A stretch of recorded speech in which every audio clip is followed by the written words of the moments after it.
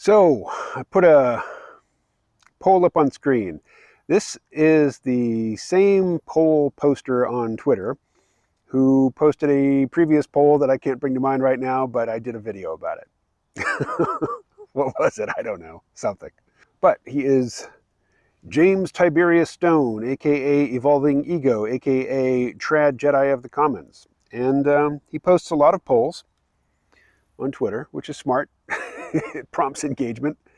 And he's a much more dedicated Twitter user than I am. But anyway, he posted a poll asking about, political drift over time. And he says his audience is like 65% left, and he wants to know if over time, you've drifted to the left or to the right. Well, I'll just give a very quick passing, acknowledgement to the obvious that the left-right spectrum is very constricting in terms of thinking and describing people's political beliefs or their positions about public policy or just the organization of civilization. It's so limiting as to be, I think, more harm than good. That you might as well just talk about sports. Really, if you're going to limit your political analysis to a left-right spectrum,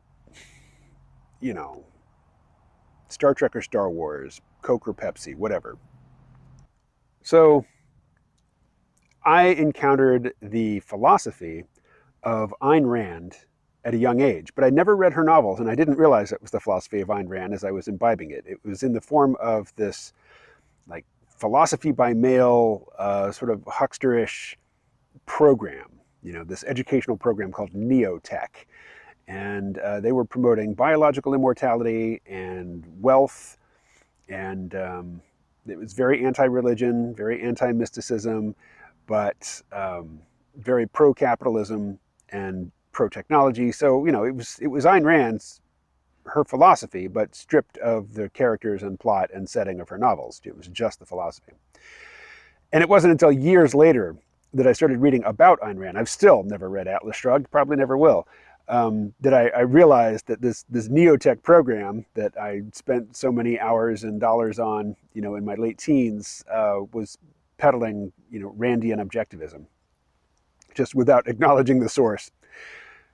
So I imbibed that at a young age, and for a long time I looked for a label for my political viewpoints, and I didn't know the term libertarian.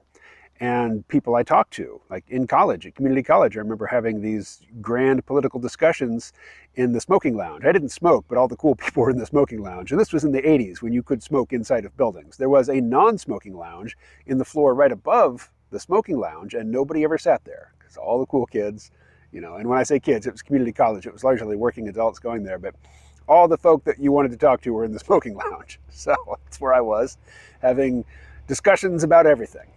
That was the real value of community college for me, was that smoking lounge. But I remember a conversation in that lounge where, somebody who had been listening to me talk about society and politics and such, he was looking for a label for me, and he suggested reverse populist, because I was permissive on social issues and conservative on economic issues. I even took a class in political science while I was at that community college, and the term libertarian never came up. So it was somewhere in the mid-90s, I guess, that I learned that, such a term exists, and it was like a bolt from heaven. It's like, oh, wow. Yeah, that's what I've been saying for years. That's a thing. And the Libertarian Party wasn't new. They've been around since the 70s. But the funny thing is, Ayn Rand hated them. She thought they were a bunch of useless hippies. Anyway, narcissism of small differences. So my point is, since I was a young, psychedelic, long-haired, risk-taking, crazy young person, I've been, in some sense, very, very politically conservative, on economic issues for the most part. I hung out with a lot of musicians and artists, which meant I hung out with a lot of gay people and, people of non-traditional expression, in terms of their gender and sexuality and whatnot. It was Kansas City, Missouri, which is it's a very high population of African Americans. I hung out with a lot of black people. So today, when you talk about liberalism and conservatism, I think the emphasis is on the social, because both Democrats and Republicans agree pretty much 100% on, class war, suppression of wages, suppression of, organized labor. I mean, they're both Democrats and Republicans are really hardcore motherfuckers when it comes to, economics and the class divide. So they really, really focus on the social stuff. And on the social stuff, I started out what you would, people today would call liberal or left.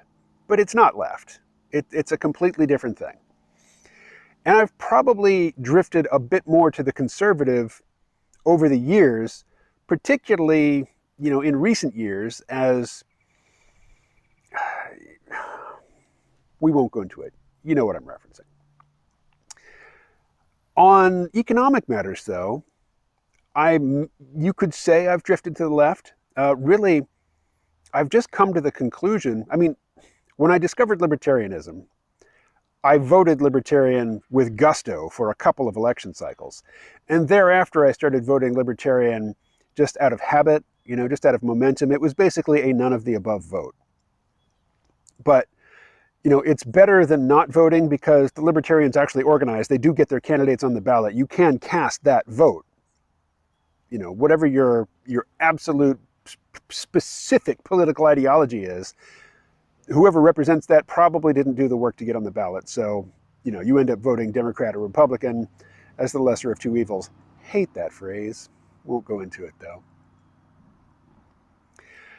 But I basically voted libertarian for decades, or because I was rarely or often not living in the place where I was registered, because I moved around so much, I just didn't vote. Then came 2016 and the Bernie Sanders campaign. And Bernie Sanders was talking about all the things that Democrats never talk about. Labor, healthcare, the way that the deck is stacked against working people. And my brain just, I woke up. I stirred out of my cynical political slumber.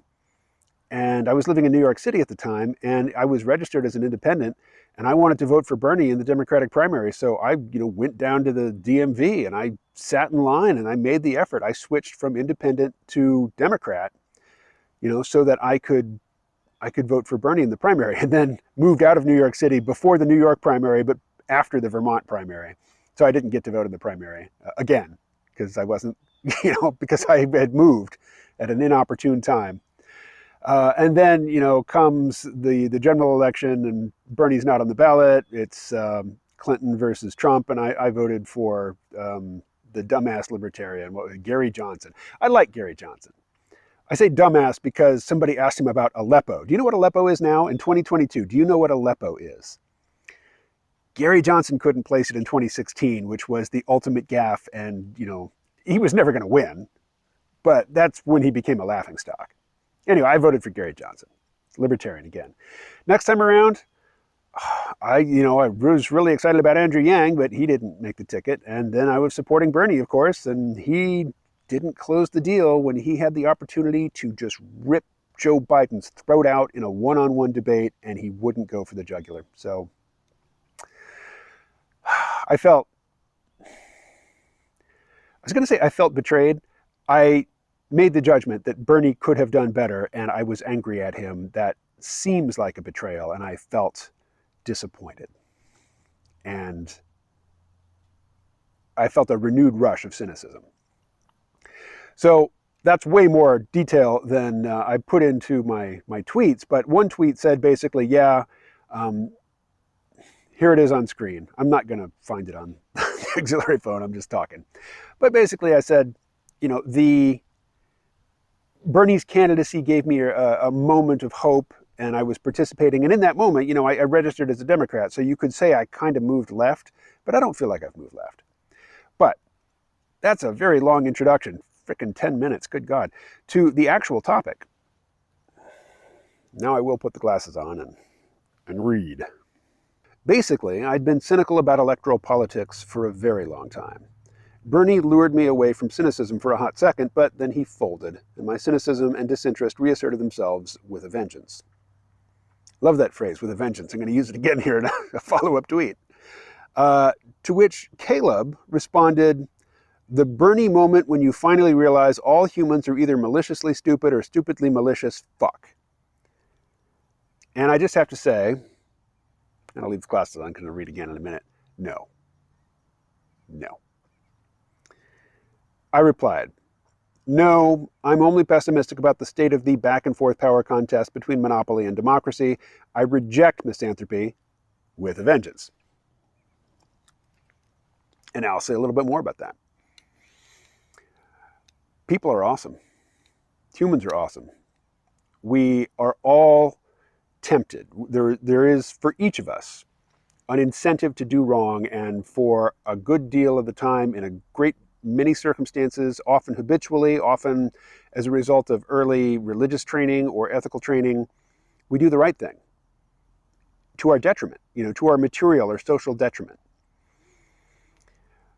I think that civilization wouldn't really work if most people gave in to those temptations to do wrong habitually. Now, I think we have a political system which elevates that minority who do habitually say one thing and do another. And that's a problem to be overcome. And it's not a problem to be overcome in a single election. And it's not a problem to be overcome in a single lifetime. It is a fact of our existence. It is an aspect of our political and social existence that we don't have to just accept, but at the same time, if you think that, life can't go on unless your candidate wins the next election because your candidate's going to fix everything. And I say this all the time. I'm 54 years old. I've seen many election cycles, and every single one, both sides, but usually the Democrats say this is the most important one of our lifetime. Every single time. And in every single one, you will encounter people who are getting involved for the first time. Maybe they're in their late teens or early 20s, and the last time there was a presidential election cycle 4 years prior, they were a child. And now they're like a provisional adult. This is their first rodeo. And they're really freaking invested in it. And they can't imagine losing because they've been told that the stakes are existential. That if the other candidate wins, we will be living in Nazi Germany, with the Huns coming over the horizon, and everybody's going to be slaughtered, and, it's just heaven or hell, but no recognition that really things are going to be pretty much the same, regardless of which candidate wins, regardless of which power is ascendant at that particular 4-year interval in your long life. Long, from your perspective, but in the grand scheme of things, short. Because there are recurring cycles in the United States that none of us are going to see a whole cycle. There's this book by Matt Stoller, called Goliath, the 100-year battle between democracy and monopoly, which I was kind of referencing in my response to Caleb. And, we've been here before. We're at a point where the concentration of wealth and power is at an absolute extreme. And, the last time we were at an extreme like this, we called it the Gilded Age. Lots of, obscene amounts of wealth acquired, concentrated in a few hands, and lots of people very, very poor. We're back to that position, but, technologically things are different. We have industrial scale agriculture, nobody's starving to death. Unless there's opiates involved, and then there's food around, you're just not eating it. Here I am, considered poor by our standards metrics in terms of, income, but I'm talking into this technological marvel, and I'm holding the technological marvel that it replaced in my hand. It's still useful to me, and I'm talking to people via YouTube. So it's not the last Gilded Age. It's a different, it is a different iteration with different circumstances. But I'm not going to live long enough to see this cycle repeat. You know, I see the presidential electoral cycle repeat many times over the course of half a century. But, you know, this swing from one extreme to the other. I mean, I was born in 1968. Nixon took us off the gold standard in what, 72, 73, somewhere in the early 70s. And around that same time, that's when GDP growth and worker compensation, you know, they had been growing in tandem. That's when they split. And worker compensation still grew, but it was much flatter, much closer to a horizontal line on the graph. And, you know, the GDP numbers, productivity, just the general, you know, productive capacity and wealth generation, capital accumulate, or, you know, capital formation processes continued. It's just the workers got cut out. That happened very, very early on in my life, and my whole life has been just the exacerbation of that trend. You know, and now I think we're at a point, it's not going to be in a single election cycle, but over the next decade, decade and a half, maybe 2 decades, I think we're going to see a real reversal and a movement in the other direction. I'll be very old, you know, by the time that that's well underway. So there are certain cycles that we kind of have to intuit from data. We have to take, you know, we have to listen to other people describing them, people who have studied the history, and then, you know, maybe live with it, wonder if they've really got it right, but use that as a filter to view current events through. My point, though, is that I reject misanthropy. I reject this notion that people are terrible, people are awful, humans are the worst, and really we all just need to stop reproducing. And, you know, maybe even that's not good enough. Maybe we really should just push the button and go for the whole nuclear war thing and get it over and done with, you know, and rid the universe of our filth. I have zero patience, zero tolerance for that nonsense. You know, there's a kind of cliche that we don't have any control over the circumstances of our life, but we do have control over, you know, how we respond to them or what attitude we take. I don't even think that's true. I think our attitude is largely genetically predetermined, and then the icing on the cake is our cultural conditioning. But we do have opportunities from time to time to nudge our point of view one way or the other. And one thing you can just do is make an intellectual commitment to not wallow in self-pity, to not wallow in nihilism, to not wallow in misanthropy. It's poison, metaphorically. It's not helpful. It won't do you any good. And in fact, it acts as an all-purpose excuse not to get involved, not to care about anything, not to put yourself out there, you know, not to invest yourself fully in the process of being a human being in a civilization with the opportunity to coordinate with other people and compare points of view. Spreading the point of view that people are terrible and that everything is awful and that, you know, just existence and subjective experience and consciousness is to be snuffed out. You know, I'm talking about the antinatalists now. I mean, cynicism is just so low effort, and it produces nothing of value. And it is seductive. So my encouragement to you, after 20 freaking minutes sitting here looking at the screen, is don't do that. Don't do that. Commit. Commit to the point of view that you do have the opportunity to make things better in at least small ways. And if things weren't pretty good in general, you wouldn't have these opportunities. You wouldn't be listening to my words if people were as bad as the antinatalists and the misanthropists say people are. You know, technological breakthroughs like the internet, you know, like integrated circuits getting smaller and more powerful and cheaper year after year. I know Moore's Law isn't on track like it used to be, but that doesn't come from greed. That doesn't come from pettiness. Yeah, there are economic incentives to get good at that stuff and, you know, to be a tech bro billionaire. But the technology is driven forward by people who have a passion for learning and for, you know, building things and expanding the boundaries of human capabilities.